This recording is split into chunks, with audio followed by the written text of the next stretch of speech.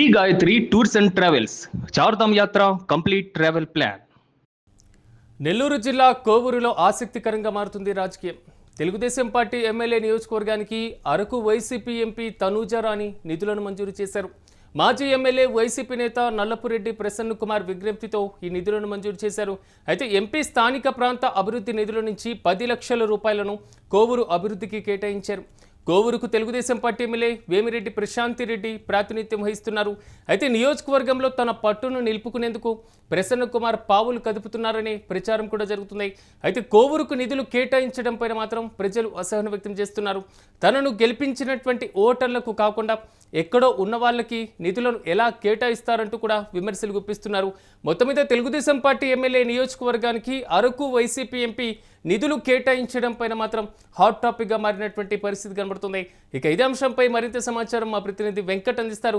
వెంకట్, చెప్పండి. నల్లపురెడ్డి ప్రసన్న కుమార్ అధికారంలో లేకపోయినా, ఎమ్మెల్యే పదవి లేకపోయినా నిధులు కేటాయించి నియోజకవర్గాన్ని అభివృద్ధి చేస్తున్నాను అనేటువంటి ఒక మెసేజ్ ఇస్తున్నారు అనుకోవచ్చు. దీని ద్వారా పూర్తి అప్డేట్స్ ఏంటి? ఎస్ సిరాజ్, అంటే మనం సాధారణంగా రాజకీయాల్లో ఎవరి నియోజకవర్గాలకు వాళ్ళు నిధులు ఖర్చు పెట్టడం సాధారణంగా, అంటే రాజ్యసభ ఎంపీలకైతే స్వేచ్ఛ ఎక్కువగా ఉంటుంది. కానీ ఇక్కడ నెల్లూరు జిల్లాకు సంబంధించి తాజాగా చోటు చేసుకున్నటువంటి పరిణామం అంటే ఈ లోక్సభ ఎంపీ నిధుల నుంచి ఖర్చు చేయడం అనేది కొంత ఆసక్తిని లేపింది. సాధారణంగా 2024 తర్వాత వైసీపీ నెల్లూరు జిల్లాలో ముఖ్యంగా అటు కోవూరు ప్రాంతంలో కానీ మరికొన్ని ప్రాంతాల్లో కొంత బలం కోల్పోయినటువంటి పరిస్థితి నెల్లూరు ప్రాంతంలో. వేమిరెడ్డి కుటుంబం ఎప్పుడైతే నెల్లూరు పార్లమెంట్ నుంచి వైసీపీలోకి వచ్చిందో తర్వాత నుంచి కూడా అక్కడ క్రమంగా వైసీపీ టీడీపీలోకి వెళ్ళిన తర్వాత వైసీపీ క్రమంగా బలహీన పడుతూ వచ్చింది. ఆ తర్వాత నుంచి కూడా అక్కడ రాజకీయం కొంత అంటే ఎక్కడ కూడా తమ పట్టు కోల్పోకుండా ఉండేందుకే వైసీపీ నేతలు రాజకీయం చేస్తున్నారు అనేటువంటి ఒపీనియన్స్ ఎక్కువగా కనబడుతున్నాయి. ముఖ్యంగా ఇక్కడ నల్లపురెడ్డి ప్రసన్న కుమార్ రెడ్డి వైసీపీ ఆవిర్భావం నుంచి కూడా ఆయన కీలకంగా ఉన్నటువంటి నాయకుడు. అయితే ఇక్కడ 2024 ఎన్నికల్లో ఓటమి తర్వాత మాత్రం కొంత రాజకీయ పరిణామాలు అనేది మారుతూ రావడం, అక్కడ వేమిరెడ్డి కుటుంబం పట్టు మళ్ళీ నిలుపుకోవడం, ఇవన్నీ కూడా జరిగినటువంటి పరిస్థితి ఉంది. అయితే ఇక్కడ ఆసక్తిని రేపినటువంటి అంశం ఏంటంటే తాజాగా ఎక్కడో గిరిజన ప్రాంతమైనటువంటి అంటే సంబంధం లేకుండా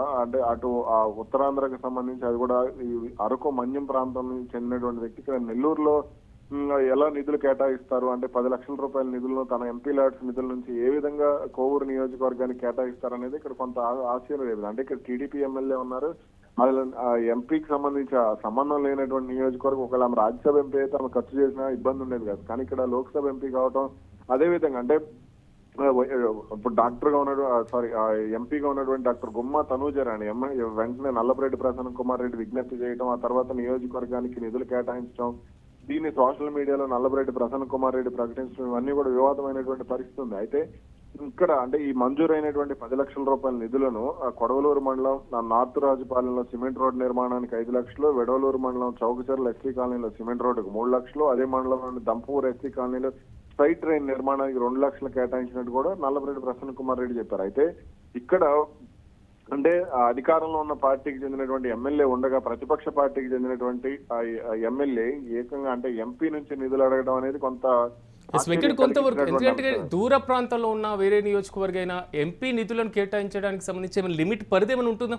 అలాంటిది ఏమైనా రూల్ ఏమైనా ఉంటుందా?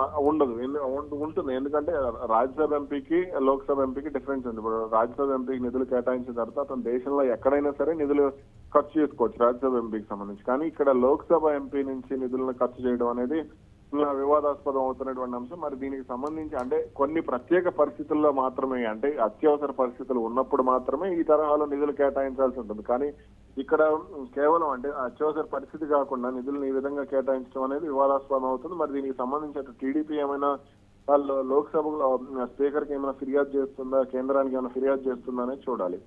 కొంతవరకు అంటే వచ్చే లోకల్ బాడీ ఎలక్షన్స్ లో వైసీపీ దీన్ని క్యాష్ చేసుకునేటువంటి అవకాశం ఏమైనా కనబడుతుంది అనుకోవచ్చు అలాగా?